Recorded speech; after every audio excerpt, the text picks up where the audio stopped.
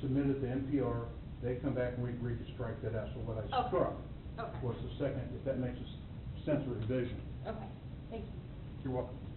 With nobody coming forward for public comment, questions for Chief? Pete? I actually have probably more questions about this than anybody. I'm glad you made that clarification, Chief, because is this part of the municipal code right now? This revision that you see now, no, it is not. What I've done, we do have a hawkers, peddlers, and solicitors or vendors part within the municipal ordinance, yes. Okay, so this is not a change, this is a change to that, but this is a second revision that we're seeing here. Correct, sir. All right, what is the first revision, just my question? Really, the first revision is what you're seeing here, too. I mean, when I'm saying a revision, this is what I've added, Okay, okay? but we don't know what the original language of the municipal code is. Well, I did not, if that's not included in the packet, no. It runs about 2 paragraphs. Okay, and that's one of my, part of the confusion that I have, because when I look at this particular revision of the code, I'm thinking this is actually making a change to the original, and it's not making a change to the original, it's actually a second revision I'm looking at here. Yes. Correct?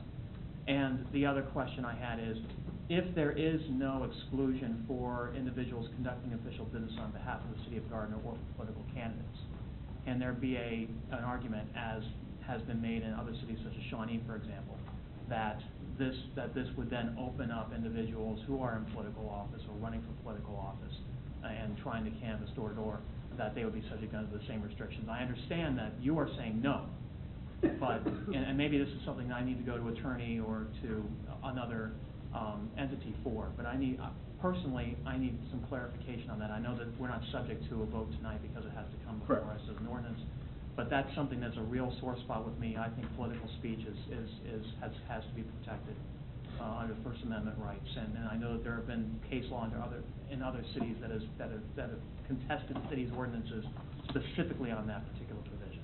Mm-hmm.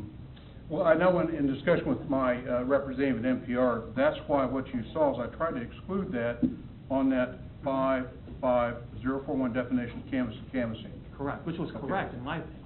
Well, my NPR legal advisor said, no, take that out, do not include that, that's the First Amendment, people can do that anyway, there's no reason to include that, leave it alone. People can go through and politic and campaign as much as anyone else. So that's why I struck it out. That was on legal advice. Okay, so basically what they're saying is we're going to rely on existing case law, and we're just going to say that there's not going to be a specific exclusion, because there isn't one needed. That's correct, sir. Keith, you had a question? I think that kind of addresses my concern. My concern was with the canvassing aspect and election season and those type of things. So the way this is written, they'll be able to do that without applying for a permit, and if a group wants to go out and canvass a neighborhood, they'll have that ability? Yes, sir. Okay. I want to make clarity of that, so Yes, that's sir. all I have. Anyone else? I guess I do have one follow-up question to this, because whenever you have something like this come up, it always, you know, when we sat down for the county fair parade and things, you know, you always have the kids with the wagons and the coolers that have had bottles of water and that sort of deal, and even, you know, the scouts, all those different pieces. How will they be affected by this? Little big, Sam. There's not an issue with that at all. No, not. No, Okay. no, sir. Okay. No, sir. Will it be, and, you know, I hate to ask only because it'll come up in some way, will it be at the discretion of our local law enforcement, or is there a way for writing in some sort of exemption? Because the argument always comes, well, this little kid's able to sell water in the street on Joco Parade Day, why can't I try to do that in my home? Or why can't I go next door to do that? I mean, that's the only concern I have when you draft legislation that's got so many examples.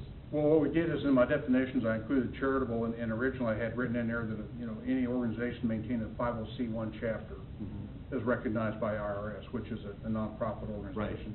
Right. Again, on legal advice, I was told take that out of there, just leave it as charitable, and say any civic, fraternal, Boy Scout, Girl Scout are free to do this. Great. Anyone else? I'll be looking forward to seeing the revision language as compared to the original language. Okay, sir. I'll get that to you. Thank you.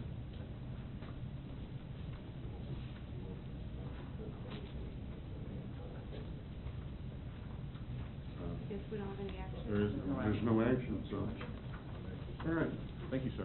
So new business item number 2, consider adopting changes to Gardner Municipal Code, Title 10, Chapter 10.20, inoperable and abandoned vehicles. Okay, again, this is what we're looking at, an issue here, we're gonna change gears or shift direction for just a moment. Talk about inoperable and abandoned vehicles, and what you have in front of you on this chapter 1020 is the original ordinance, what you see here. When you look back at it, you can see that I have went through and struck 10.20.090 all the way down to basically 10.20.110. And let me explain why that suggestion was made, is as it stands right now, we can tow abandoned or inoperable vehicles off of private property where there's codes violations, safety violations, health violations, things like this. The reason I struck that section was, again, on the advice of MPR Legal, because as that stands, that put the city, when we tow a vehicle, that put the city to be responsible for disposal and the sale of that vehicle once the tow company gets it.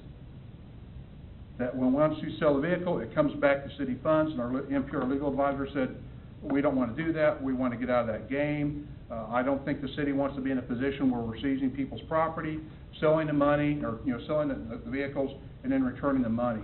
What I did there is I still allowed the seizure of the vehicles, still leaves the teeth of this ordinance there, but what we do is we put the emphasis on selling the vehicle on the tow company, which they're allowed to do under Kansas statute. It gets it out of our hands and puts it in theirs. Removes us from the problem totally. Questions? And how was it before? We got public. Oh, sorry. Yes, thank Sorry, you. sir. We're going to open the floor very briefly for public comments on new business item number 2. Is there anyone that would like to come forward regarding new business item number 2?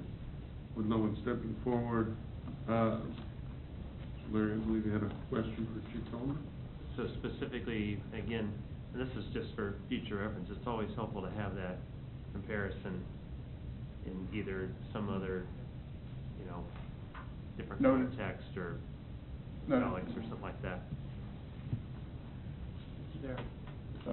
The struck language is on the original, so. Yeah, that's what you see is the original, but I also include, So you're Next time. striking all of this? no, sir, just the 1020.09 through, as you can see, the 1020.110. Where basically what it talks about and deals with is with the disposal of the vehicle, public sale auction, and that the city is the one who initiates that action. Okay.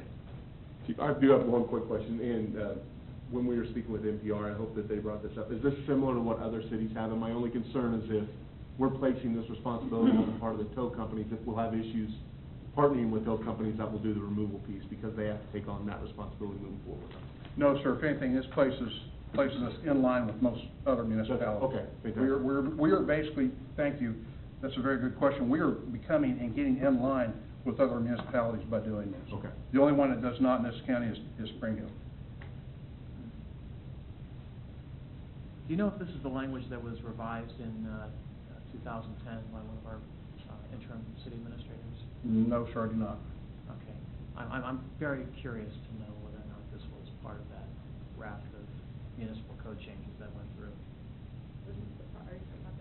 I'm talking about the inoperable and abandoned vehicles piece, this part here, as well as the next section that we're going to be discussing, because I was always wondering where that language came from, because I hadn't seen it for many municipalities in this county. I'm going to say that all passed in March of 2011? Yeah, 11. Is that correct? Yes, Steve? No, well, the property code, we rewrote the property code, and there were some specifics, and we did address inoperable vehicles, but I don't recall us actually specifically addressing this. It was more around contact and what did we designate as an operable and abandoned vehicle. But that was it. That was in March 2011. We spent most of 2010 rewriting it. Okay. All right. Anybody else have anything about new business item number 2? New business item number 3 then. Consider the addition of chapter